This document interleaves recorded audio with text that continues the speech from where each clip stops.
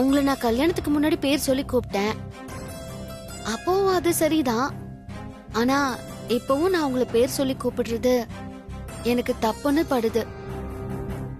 அதனால நான் உங்களை எப்படி கூப்பிடுறதுன்னு நீங்களே சொல்லுங்க. நீ என் கூட இருக்க போறது இன்னும் 60 நாள் தான். அது வரைக்கும் நீ என்ன எப்படி கூப்பிட்டா என்ன?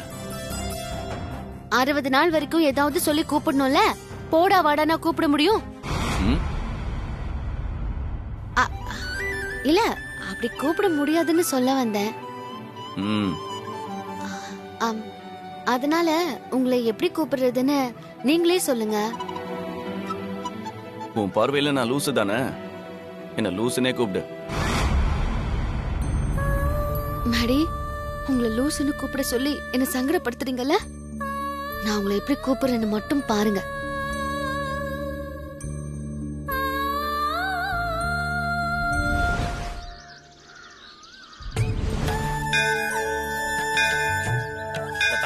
பவதி சதா யத்புருஷः சதேந்திரிய ஆயுஷ்யேவேந்திரியே பிரதிதிஷ்டதி.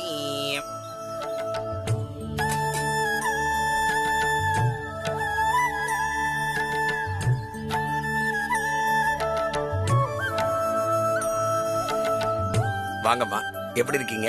யார் பேருக்கு அர்ச்சனை பண்ணணும்? என் பையன் மருமக பேருக்கு அர்ச்சனை பண்ணணும். என்னங்க பேரு, ராசி, நட்சத்திரம் சொல்லுங்கம்மா. மாதவன் ரிஷப ராசி, கார்த்திகை நட்சத்திரம். ஸ்வேதா உத்திரட்டாதி நட்சத்திரம், மீன ராசி.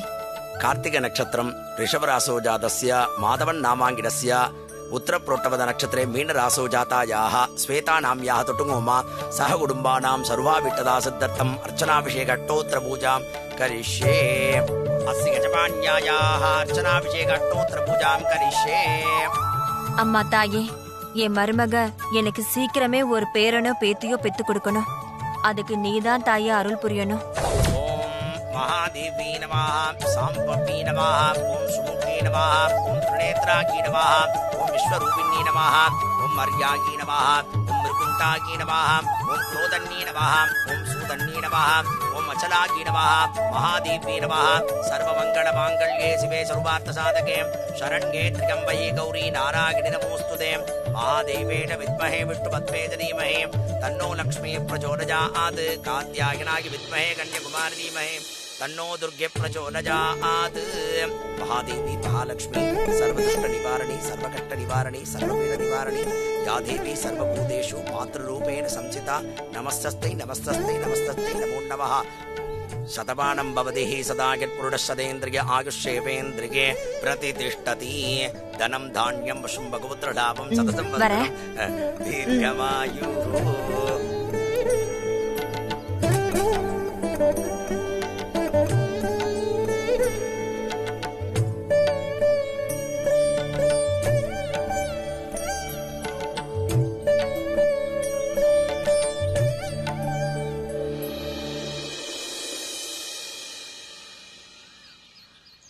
இது நம்ம குடும்ப ஜோசியர் மாதிரி இருக்கே.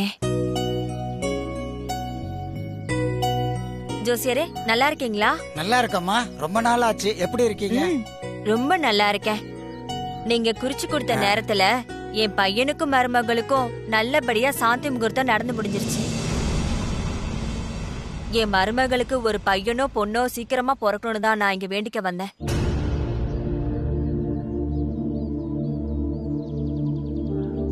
ஜோசியரே, என்ன யோசிக்கிறீங்க?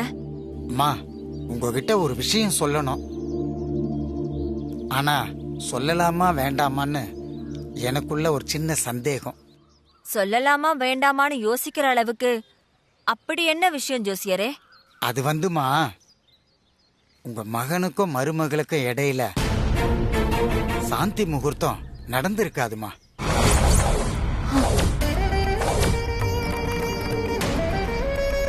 என்ன ஜோசியரே இப்படி சொல்றீங்க? நீங்க தானே என் பையனுக்கும் மருமகளுக்கும் சாந்தி முகூர்த்தம் நடக்கிறதுக்கு தேதியை குறிச்சு கொடுத்தீங்க. நான் தாமா தேதியை குறிச்சு கொடுத்தேன். இதையும் நான் தாமா சொல்றேன். உங்க பையனுக்கும் மருமகளுக்கும் இடையில சாந்தி முகூர்த்தம் நடந்திருக்க வாய்ப்பே இல்லம்மா.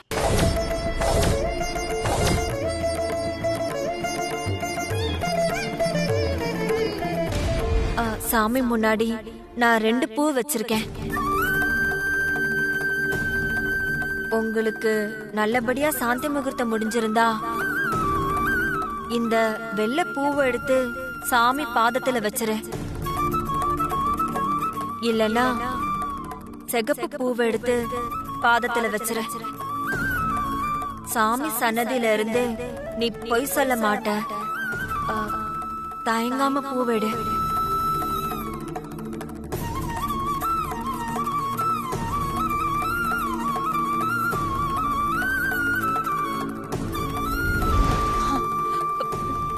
இல்ல ஜோசியரே, நீங்க சொல்ற மாதிரி நடக்கிறதுக்கு வாய்ப்பே இல்ல. சாந்தி முகூர்த்தத்துக்கு மறுநாள் நான் என் மருமக கிட்ட சாந்தி முகூர்த்தம் நல்லபடியா முடிஞ்சிருச்சான்னு கேட்டேனே. அவளும் முடிஞ்சதுன்னு சொன்னாலே. அப்ப உங்க மருமக உங்ககிட்ட பொய் சொல்லியிருக்காமா?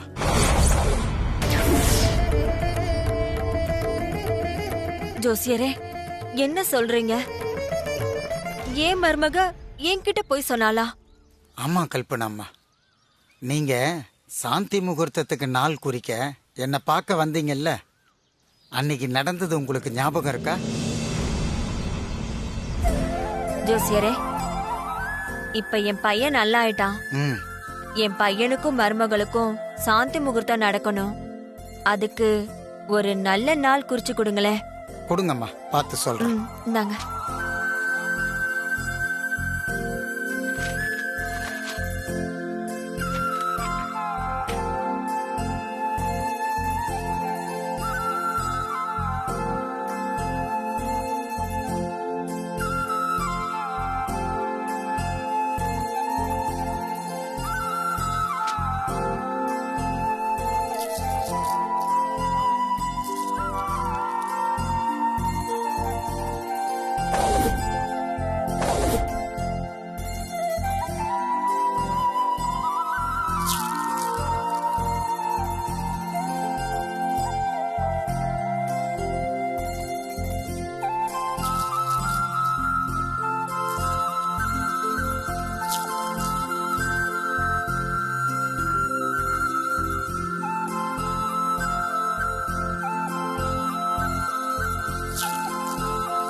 இந்த ரெண்டு ஜாதங்களோட பலன்படி இப்போதைக்கு இவங்களுக்குள்ள சாந்தி முகூர்த்தம் நடக்க சாத்தியமே இல்ல.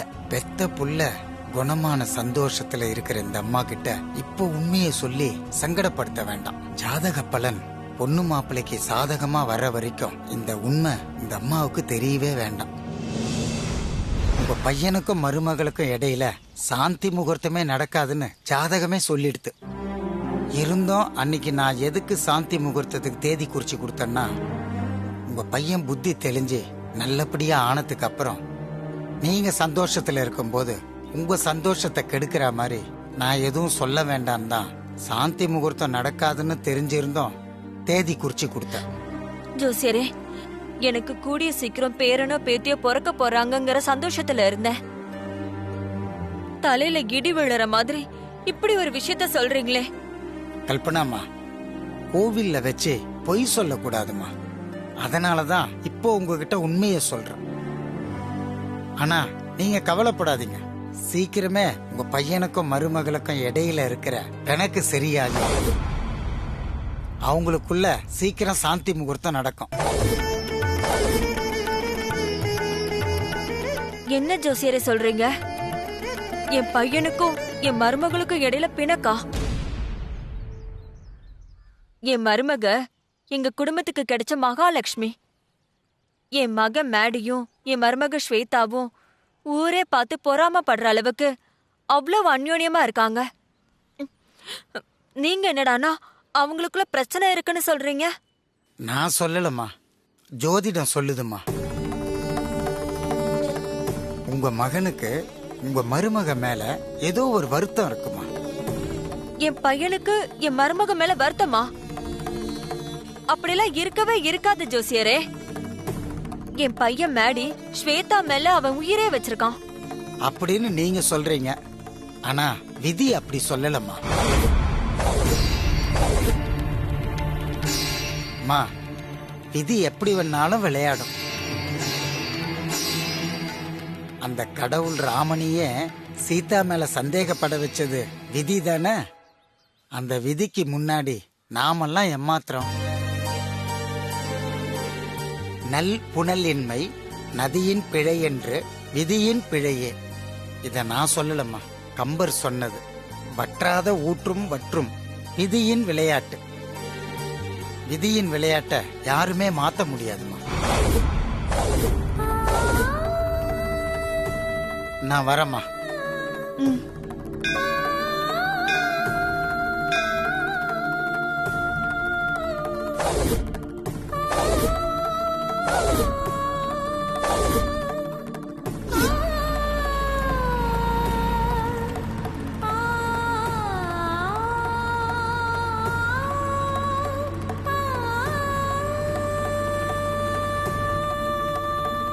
ஜோசியர் சாந்தி முகூர்த்தம் நடந்திருக்க வாய்ப்பே இல்லைன்னு சொல்றாரு.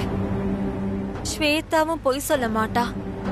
நான் சாந்தி முகூர்த்தம் நடந்துச்சான்னு ஸ்வேதா கிட்ட கேட்டப்போ அவ நடந்ததுன்னு சொன்னா. அப்படின்னா என்ன அர்த்தம்? மேடிக்கும் ஸ்வேதாக்கும் நடுவுல அப்படி என்ன பிரச்சனை இருக்கும்? நினைச்சா ஒரே குழப்பமா இருக்கே.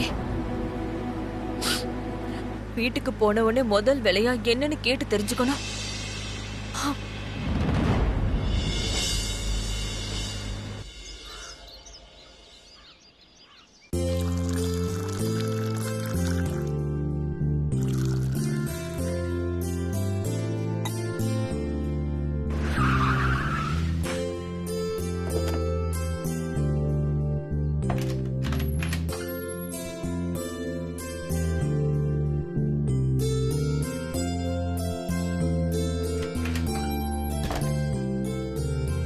மேடி,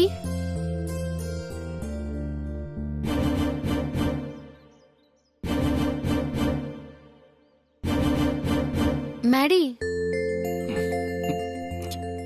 என்ன? காஃபி. ஐயோ, சாரி மேடி.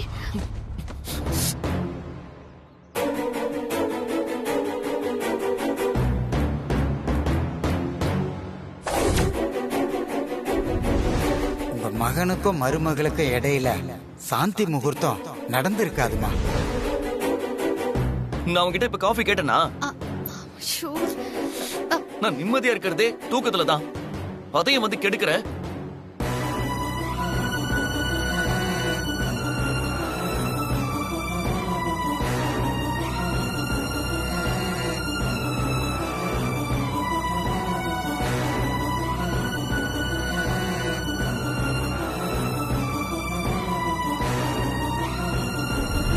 சாமி சன்னதியில இருந்து நீ பொய் சொல்ல மாட்ட.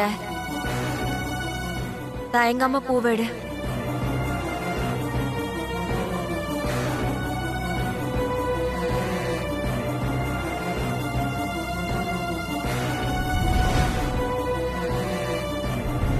உங்க மருமக உங்ககிட்ட பொய் சொல்லியிருக்காமா? உங்க மகனுக்கு உங்க மருமக மேல ஏதோ ஒரு வருத்தம் இருக்குமா?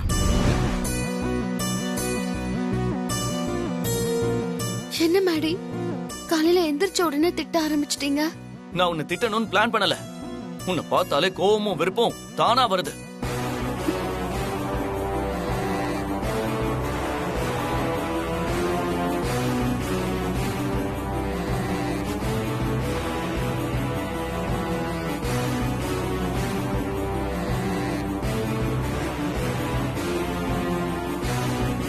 ஏன் தான் தினமும் என்ன போட்டு சாவடிக்கிறேன்னு தெரியல.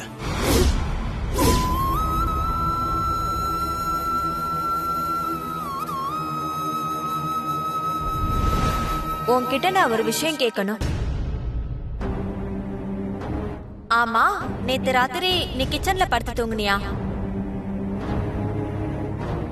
முதலிரவு அதுமா ஏன் கிச்சன்ல வந்து படுத்திருந்த? மேடிக்கு உனக்கு ஏதாவது பிரச்சனையா?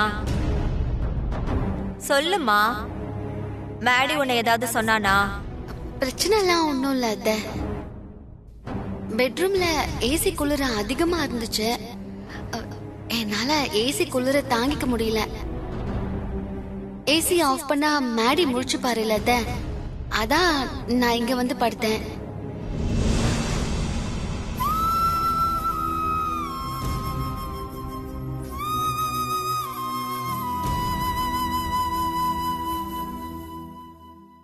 இந்த 60 நாள் எப்ப போகணும் இருக்கு எனக்கு.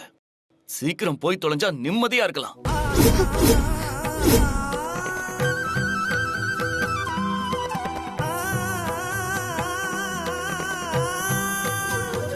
நாளா இல்ல நானா மேடி? ரெண்டும் தான்.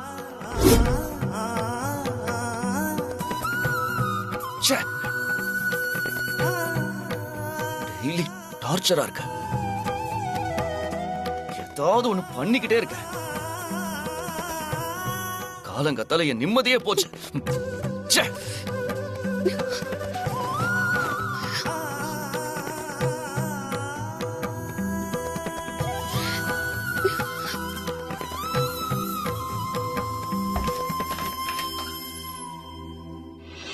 அத்தை,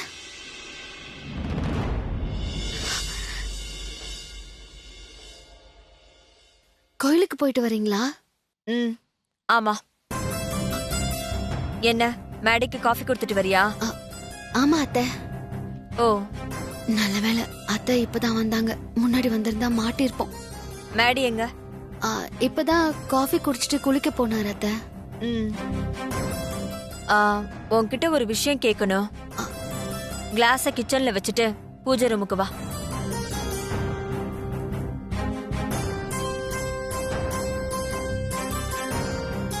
வெளியில போயிட்டு வந்த அத்தைக்கு முகமே சரியில்லை. எதுக்கு நம்மள கூப்பிடுறாங்கன்னு தெரியல. ஒருவேளை மேடி பேசினத கேட்டிருப்பாங்களோ?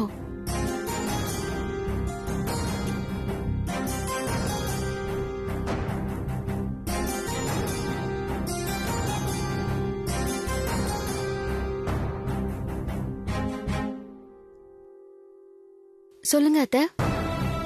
ஜோசியர் சொன்னதை ஸ்வேதா கிட்ட கேட்கலாமா வேண்டாமா?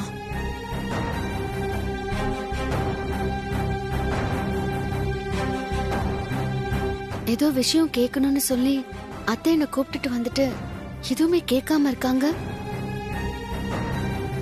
என்ன அத்தை, ஏதோ கேட்கணும்னு சொன்னீங்க? இல்ல, உன்கிட்ட ஒரு விஷயம் கேட்கணும். நான் கேட்க போற விஷயத்துல எதையும் மறைக்காம நீ உண்மையை சொல்லணும். அத்தை தயக்கத்தோடு கேக்குறாங்க. என்ன விஷயம் கேட்க போறாங்கன்னு தெரியலையே. கேளுங்க அத்தை. நான் காலையில கோயிலுக்கு போனப்போ நம்ம குடும்ப ஜோசியரை யதார்த்தமா பார்த்தேன். உங்க பையனுக்கும் மருமகளுக்கும் இடையில சாந்தி முகூர்த்தம் நடந்திருக்க வாய்ப்பே இல்லம்மா.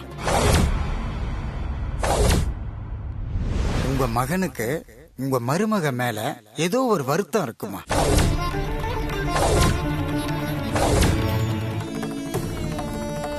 ஜோசியர் சொன்னதை கேட்டதுல இருந்து எனக்குள்ள ஒரே குழப்பம். இந்த குழப்பத்துக்கெல்லாம் விட தெரியாம என் மண்டையே வெடிச்சிரும் போல இருக்க. அன்னைக்கு நீ வெள்ளைப்பூவை எடுத்ததுக்கு அப்புறமும் உன்கிட்ட நான் இதே கேள்வியை கேக்குறேன்னு என்ன தப்பா நினைச்சுக்காத. உண்மையே சொல்லு, மேடி உன் மேல பாசமா தானே இருக்கான்?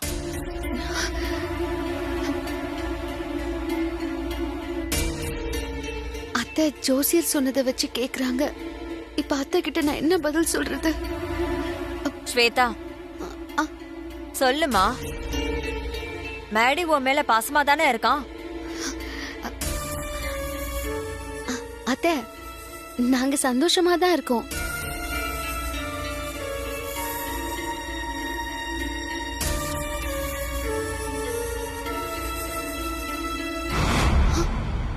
என் தலையில கை வச்சு சத்தியம் பண்ணி சொல்லு, மேடி உன் மேல பாசமா தானே இருக்கான்?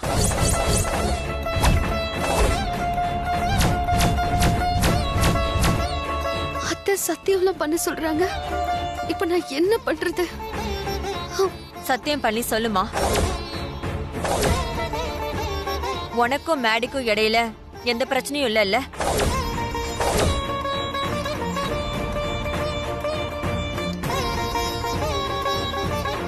ஸ்வேதா, என்ன யோசிக்கிற? சத்தியம் பண்ணு.